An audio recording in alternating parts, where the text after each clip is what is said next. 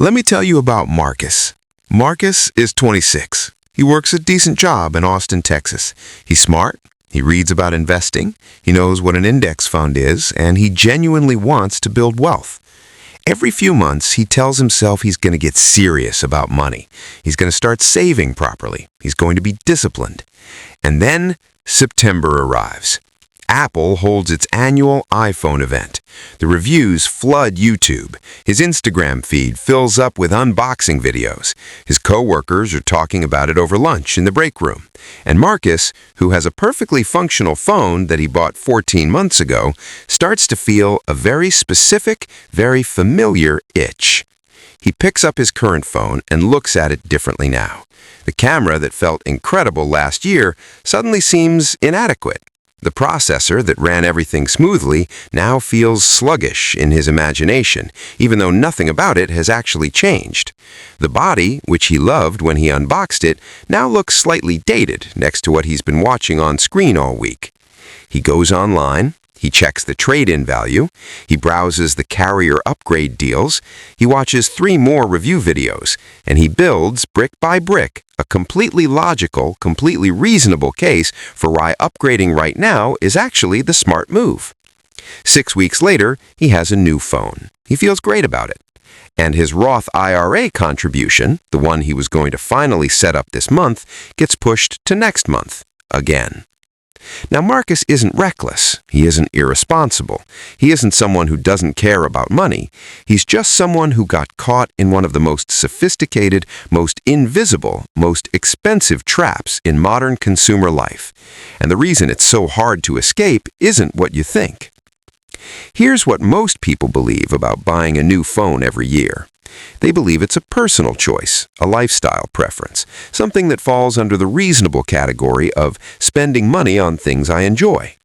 They believe that as long as they're not going into serious debt, as long as the monthly payments are manageable, it's not really a financial problem, it's just life. And to be fair, that's exactly what it looks like on the surface. But here's the thing about financial mistakes that truly cost you. The most damaging ones are almost never the dramatic ones. They're rarely the big, obvious blunders that everyone can see and point to. The ones that actually hollow out your long-term wealth are the ones that feel completely normal. The ones that have social approval. The ones that look, from the outside, like a perfectly reasonable way to live. The phone upgrade cycle is one of the most perfect examples of this kind of invisible wealth destruction that exists today. And what makes it especially powerful, what makes it so hard to shake, is that it doesn't just look like a spending habit. It looks like keeping up. It looks like valuing quality. It looks like being someone who takes technology seriously. Apple, Samsung, and Google have spent decades and billions of dollars making sure that buying the latest phone feels less like a purchase and more like a statement about who you are. And that shift from purchase to identity is exactly where the real trap begins. To understand why this trap is so powerful, you need to understand something called the hedonic treadmill. It's one of the most well-documented phenomena in all of psychology, and once you see it, you'll recognize it everywhere in your life. Here's the basic idea. You desire something, you work towards getting it, you get it, you feel a real, genuine spike in happiness and satisfaction. That spike feels meaningful.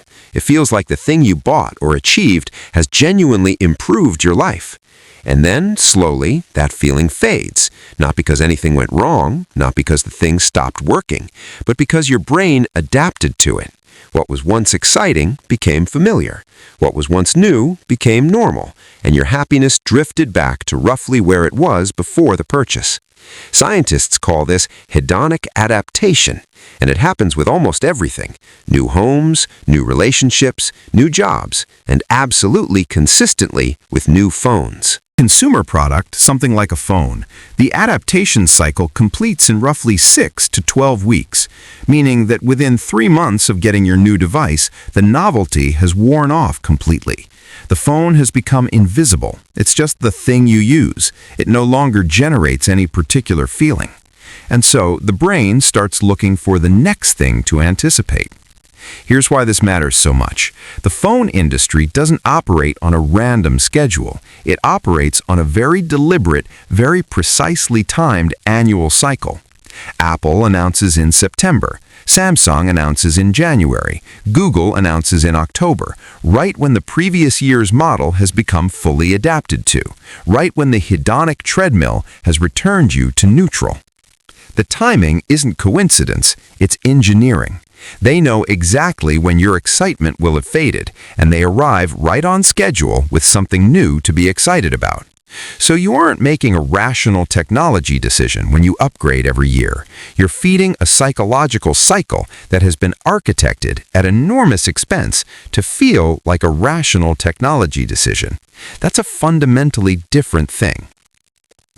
Now let's talk about the actual money, because this is where most people genuinely have no idea what's happening to them. When Marcus upgrades his phone, he doesn't think of it as spending $1,000. He thinks of it as paying around $33 a month through his carrier's upgrade program. The monthly payment reframes the decision entirely. $33 a month sounds like nothing. It sounds like 2 trips to Starbucks. It fits into the monthly budget without feeling like anything significant. But it is significant. It's just been broken into pieces small enough that your brain doesn't register the weight of the whole thing. This is called payment decoupling, separating the act of spending from the full feeling of the cost. And it's one of the most effective psychological tools the consumer finance industry has ever developed. Because if Marcus had to hand over $1,000 in cash in one moment for a phone upgrade, he would feel that. His brain would flag it. It would feel like a serious decision, but stretched across 24 months, absorbed into a monthly budget alongside rent, groceries, Netflix, and a gym membership he barely uses, it disappears into the noise. Now let's add the true cost. $1,000 invested instead of spent on a phone upgrade, growing at 10% annually, which is roughly the historical annual return of the S&P 500 over the long term, becomes approximately $2,500 in 10 years. But Marcus doesn't just upgrade once, he upgrades every year. $1,000 invested every year for 10 years at 10% becomes approximately $17,000. For 20 years, over $63,000. For 30 years, Marcus is sitting on approximately $180,000. $180,000 from a phone he didn't need to upgrade, every year for 30 years. And here's the quiet devastation of that number. Every single phone he bought over those 30 years is gone. They no longer exist in any meaningful way. Some are in junk drawers, some were traded in for a discount on the next model, some are sitting in a landfill somewhere in the Midwest. But the money they cost, and more importantly, the money that money could have grown into, that is gone permanently. The wealth was the opportunity, and the opportunity was spent on the feeling of new.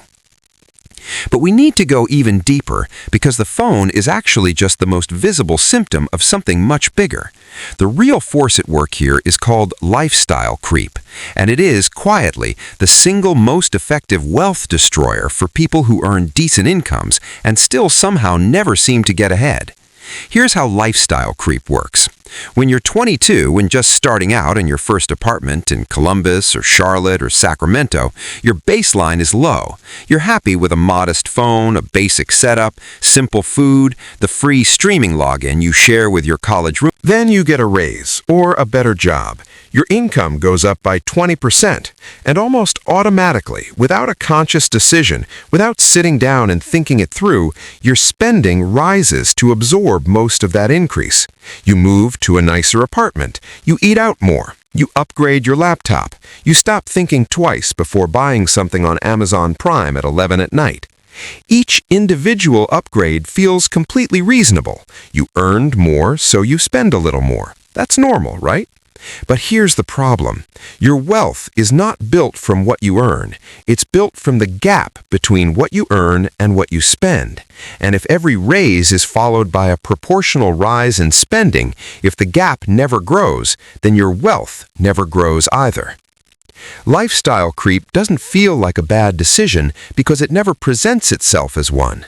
It's 100 small adjustments, each of which seems justified in isolation, that together add up to a life where you are permanently, structurally unable to build meaningful wealth, no matter how much your income grows. The phone upgrade is one of the most regular, most visible expressions of this creep.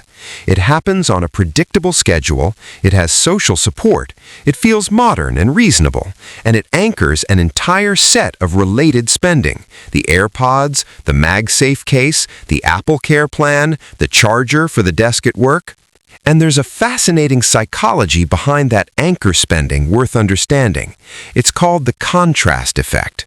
Once your brain has processed a $1,000 phone purchase, a $50 case doesn't feel like $50 anymore. It feels like almost nothing relative to the big number already committed. So you add it, and the screen protector, and the wireless charging pad for the nightstand, and suddenly the $1,000 phone is a $1,300 ecosystem purchase. There's one more psychological layer to name here, and it's perhaps the most honest one. We upgrade phones in large part because other people can see our phones. This isn't vanity in any shallow sense. It's something much more fundamental. Human beings are social creatures. We are wired at a level far deeper than conscious thought to care about our standing in the groups we belong to. For most of human history, fitting in with your group was a literal survival requirement. Being visibly out of step with the people around you carried real consequences. That wiring didn't disappear when we built cities and economies. It just redirected itself onto the signals available in modern life. And in 2025, your phone is one of the most visible status signals you carry. It sits on every desk. It comes out at every restaurant table. It is seen and noticed and registered by everyone around you every single day. When your coworker in the office in Denver or Dallas pulls out the new iPhone Pro and you're still on last year's model, something very old in your brain notices that. Not loudly, not dramatically, but it notices, and it generates a low, persistent discomfort that doesn't have an obvious name but feels a lot like being behind. Apple knows this. They spend an extraordinary amount of money making sure you recognize what the new model looks like the moment someone else has it. The social comparison isn't a side effect of their marketing, it's a core feature of it. Understanding this doesn't make you immune to it, but it does give you something valuable. It gives you the ability to see the mechanism while it's running. And once you can see it, The third shift is calculating the real cost before you spend, not after. Before any major purchase, take 60 seconds and ask, what does this become in 20 years if I put it in my index fund instead? You don't need a spreadsheet. A rough mental calculation is enough. The goal isn't to make spending feel guilty. The goal is to make the trade-off visible, because right now, for most people, it's completely invisible. The phone feels like $30 a month on a carrier plan. The opportunity cost is totally hidden. Surfacing it, even approximately, changes the conversation happening inside your head. The fourth shift is auditing your baseline regularly. Sit down every 6 months with your bank or credit card statements and look honestly at what has quietly become normal. Look for subscriptions that crept in after free trials. Look for upgrade patterns. Look for the expenses that you never consciously decided to have. They just accumulated through lifestyle creep over time. Most people find in this kind of honest audit 2 to 5 significant recurring expenses they don't actively value anymore. Cutting those isn't sacrifice, it's recovering choices that were made on autopilot without you. And the fifth shift, the deepest one, is deliberately building your identity around what you're building, not what you're buying. This sounds philosophical, but it has extremely practical financial consequences. When your sense of self is tied to your possessions, every product launch is a potential identity threat. When your sense of self is tied to your financial trajectory, to what you're accumulating, what you're learning, where your net worth is heading, the product launch becomes background noise. You stop comparing phones, you start comparing portfolios, and that is an entirely different and infinitely more rewarding game to be playing. Marcus, the guy we met at the beginning of this video, isn't a cautionary tale about foolishness. He's a story about a system built by some of the most sophisticated marketers, psychologists, and engineers on the planet. People whose entire professional purpose is to make the upgrade feel inevitable, feel necessary, feel like a reflection of your values and your ambition. That system is not going to get less sophisticated. It's going to get more persuasive every single year. The phones will get genuinely better, the launches will get more spectacular, the social pressure will only intensify as these devices become more central to how we work and live and signal who we are. And none of that changes the fundamental math. Every year you stay on the treadmill, you trade real, compounding, permanent wealth for a feeling that lasts 6 weeks. Every year you step off it, even once, even for one upgrade cycle, you put money to work in a way that keeps working long after you've forgotten you made the decision. The iPhone will always be newer next September. The camera will always be slightly better. The chip will benchmark higher. That is the promise Apple will keep making forever because it works. But your 30s, your 40s, your financial independence, those don't come back for a second round. Every phone you don't upgrade on schedule is a quiet, invisible act of defiance against a system that profits from your impatience. And every dollar that goes into your brokerage account instead of a carrier upgrade program is a brick in something that will still be standing long after every phone you've ever owned has been forgotten. The most expensive thing in your life might not be your rent. It might not be your car payment. It might not be anything dramatic at all. It might just be the habit of replacing something that was already working fine.